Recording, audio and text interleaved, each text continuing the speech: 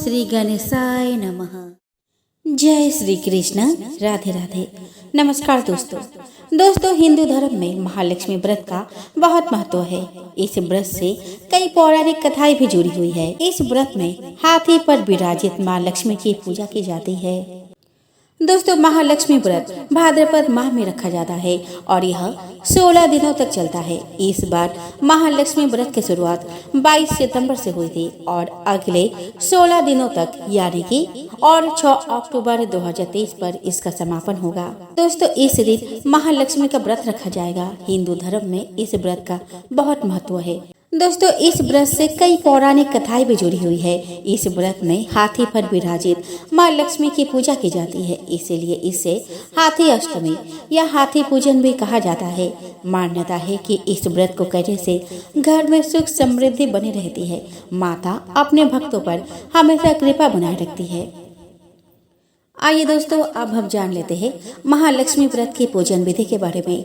तो दोस्तों, अगर आप महालक्ष्मी व्रत कर रहे हैं तो सबसे पहले इस दिन सुबह उठकर स्नान आदि करें और हाथ में जल लेकर व्रत का संकल्प करें। मंदिर की सफाई करें और वहां एक चौकी पर लाल कपड़ा बिछाएं। इसके बाद चौकी पर माँ लक्ष्मी की मूर्ति स्थापित करें। ध्यान रखिए कि इस दिन हाथी पर सवार माँ लक्ष्मी की मूर्ति का पूजन किया जाता है और इसीलिए यही मूर्ति स्थापित करें। फिर माँ लक्ष्मी को फूलों का हार पहनाए और सिंदूर से उनका तिलक करें। इसके बाद चंदन, अबीर, गुलाल, दूर्वा, लाल सूत, सुपारी, नारियल अर्पित करें। पूजा के दौरान सूत 16 की संख्या में 16 बार रखनी चाहिए। इसके बाद धूप दीप जलाएं और फिर हाथी की भी पूजा करें। अंत में भोग लगाएं और माँ लक्ष्मी कथा वो आरती पढ़कर पूजा संपन्न करें। आइए दोस्तों, अब हम श्रवण करें महालक्ष्मी व्रत की पावन कथा। दोस्तों, प्राचीन समय की बात है। एक बार एक गांव में एक गरीब ब्राह्मण रहता था। वह ब्राह्मण नियमित रूप से श्री विष्णु का पूजन किया करता था। उसके पूजा भक्ति से प्रसन्न होकर उसे भगवान श्री विष्णु ने दर्शन दिए और ब्राह्मण से अपनी मनोकामना मांगने के लिए कहा। ब्राह्मण ने लक्ष्मी जी का निवास अपने घर में होने की इच्छा जाहिर की। यह सुनकर विष्णु जी ने लक्ष्मी जी के प्राप्ति का मार्ग ब्राह्मण को बता दिया, जिसमें श्री हरि ने बताया कि मंदिर के सामने एक स्त्री आती है जो यहाँ आकर उपले थापती है। तुम उसे अपने घर आने का आमंत्रण देना और वह स्त्री ही देवी लक्ष्मी है। देवी लक्ष्मी जी के तुम्हारे घर आने के बाद तुम्हारा घर धन और धान्य से भर जाएगा। यह कहकर विष्णु जी चले गए। अगले दिन वह सुबह 4 बजे ही मंदिर के सामने बैठ गया।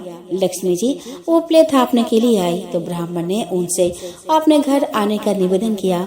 ब्राह्मण की बात सुनकर लक्ष्मी जी समझ गई कि यह सब विष्णु जी के कहने से हुआ है। लक्ष्मी जी ने ब्राह्मण से कहा कि तुम महालक्ष्मी व्रत करो। 16 दिन तक व्रत करने और 16वें दिन रात्रि को चंद्रमा को अर्घ्य देने से तुम्हारा मनोरथ पूरा होगा। ब्राह्मण ने देवी के कहे अनुसार व्रत और पूजन किया और देवी को उत्तर दिशा की ओर मुँह करके पुकारा। लक्ष्मी जी ने अपना वचन पूरा किया। दोस्तों, उस दिन से यह व्रत विधि विधान से करने से व्यक्ति की मनोकामना पूरी होती है। एक समय महर्षि श्री वेद व्यास जी हस्तिनापुर पधारे। उनका आगमन सुन महाराज धृतराष्ट्र उनको आदर सहित राजमहल में ले गए। स्वर्ण सिंहासन पर विराजमान कर चरणोदक से उनका पूजन किया। श्री व्यास जी से माता कुंती और गंधारी ने हाथ जोड़कर प्रश्न किया कि हे महामुने, आप त्रिकालदर्शी है, अतः आपसे हमारी प्रार्थना है कि आप हमको कोई ऐसा सरल व्रत तथा पूजन बताए जिससे हमारी राज्य लक्ष्मी, सुख संपत्ति, पुत्र पुत्रादि व परिवार सुखी रहे। इतना सुनकर श्री वेद व्यास जी कहने लगे कि हम एक ऐसे व्रत का पूजन व वर्णन कहते हैं जिससे सदा लक्ष्मी जी का निवास होकर सुख समृद्धि की वृद्धि होती है। यह श्री महालक्ष्मी जी का व्रत है जिसे प्रतिवर्ष आश्विन कृष्ण अष्टमी को विधिवत किया जाता है। हे महामुने, इस व्रत की विधि हमें विस्तार पूर्वक बताने की कृपा करें।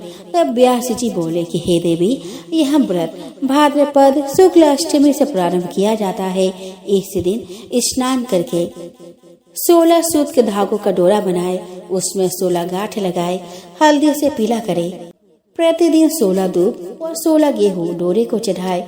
आसीन कृष्ण अष्टमी के दिन उपवास रखकर मिट्टी के हाथी पर श्री महालक्ष्मी जी की प्रतिमा स्थापित कर विधि पूर्वक पूजन करे। इस प्रकार श्रद्धा भक्ति सहित महालक्ष्मी जी का व्रत पूजन करने से आप लोगों की राज्य लक्ष्मी में सदा अभिवृद्धि होती रहेगी। इस प्रकार व्रत का विधान बताकर श्री वेद व्यास जी अपने आश्रम को प्रस्थान कर गए। इधर समय अनुसार भाद्रपद शुक्ल अष्टमी से गंधारी तथा कुंती अपने अपने महलों में नगर के स्त्रियों सहित व्रत का आरंभ करने लगी। इस प्रकार 15 दिन बीत गए। 16वें दिन आसीन कृष्ण अष्टमी के दिन गंधारी ने नगर की सभी प्रतिष्ठित महिलाओं को पूजन के लिए अपने महल में बुलवाया। माता कुंती के यहाँ कोई भी महिला पूजन के लिए नहीं आई। साथ ही माता कुंती को भी गंधारी ने नहीं बुलाया। ऐसा करने से माता कुंती ने अपना बड़ा अपमान समझा। उन्होंने पूजन की कोई तैयारी नहीं की एवं उदास होकर बैठ गई। जब 5 पांडव युधिष्ठिर, अर्जुन, भीम, नकुल और सहदेव महल में आए तो कुंती को उदास देखकर पूछा कि हे माता, आप इस प्रकार उदास क्यों है? आपने पूजन की तैयारी क्यों नहीं की? तब माता कुंती ने कहा कि हे पुत्र, आज महालक्ष्मी जी के व्रत का उत्सव गंधारी के महल में मनाया जा रहा है। उन्होंने नगर के समस्त महिलाओं को बुला लिया और उसके 100 पुत्रों ने मिट्टी का एक विशाल हाथी बनाया, जिस कारण सभी महिलाएं उस बड़े हाथी का पूजन करने के लिए गंधारी के यहाँ चली गई, लेकिन मेरे यहाँ नहीं आई। यह सुनकर अर्जुन ने कहा कि हे माता, आप पूजन की तैयारी करें और नगर में बुलावा लगवा दे कि हमारे यहाँ स्वर्ग के ऐरावत हाथी की पूजन होगी। इधर माता कुंती ने नगर में ढिंढोरा पिटवा दिया और पूजा की विशाल तैयारी होने लगी। उधर अर्जुन ने बाण के द्वारा स्वर्ग से ऐरावत हाथी को बुलाया। इधर सारे नगर में शोर मच गया कि कुंती के महल में स्वर्ग से इंद्र की ऐरावत हाथी पृथ्वी पर उतार कर पूजा जाएगा। समाचार को सुनकर नगर के सभी नर नारी, बालक एवं वृद्धों की भीड़ एकत्र होने लगी। उधर गंधारी के महल में हलचल मच गई। वहाँ एकत्र हुए सभी महिलाएं अपने अपने थालियां लेकर कुंती के महल की ओर जाने लगी। देखते ही देखते कुंती का सारा महल ठसाठस भर गया। माता कुंती ने ऐरावत को खड़ा करने हेतु अनेक रंगों के चौक पुरवाकर नवीन रेशमी वस्त्र बिछवा दिए। नगरवासी स्वागत की तैयारी में फूल माला, अबीर, गुलाल, केसर हाथों में लिए पंक्तिबद्ध खड़े हो गए। जब स्वर्ग से ऐरावत हाथी पृथ्वी पर उतरने लगा तो उसके आभूषणों की ध्वनि गूंजने लगी। ऐरावत के दर्शन होते ही जय जयकार के नारा लगने लगे। सायकाल के समय इंद्र का भेजा हुआ हाथी ऐरावत माता कुंती के महल के चौक में उतर आया। तब सब नर नारियों ने पुष्पमाला, अबीर, गुलाल, केसर आदि सुगंधित पदार्थ चढ़ाकर उसका स्वागत किया। राज्य पुरोहित द्वारा ऐरावत पर महालक्ष्मी जी की मूर्ति स्थापित करके वेद मंत्रोच्चार द्वारा पूजन किया गया। नगर वासियों ने भी महालक्ष्मी पूजन किया। फिर अनेक प्रकार के पकवान लेकर ऐरावत को खिलाए और यमुना का जल उसे पिलाया गया। राज्य पुरोहित द्वारा स्वस्ति वाचन करके महिलाओं द्वारा महालक्ष्मी का पूजन कराया गया। 16 गांठों वाला डोरा लक्ष्मी जी को चढ़ाकर अपने अपने हाथों में बांध लिया। ब्राह्मणों को भोजन कराया गया। दक्षिणा के रूप में स्वर्ण आभूषण, वस्त्र आदि दिया गया।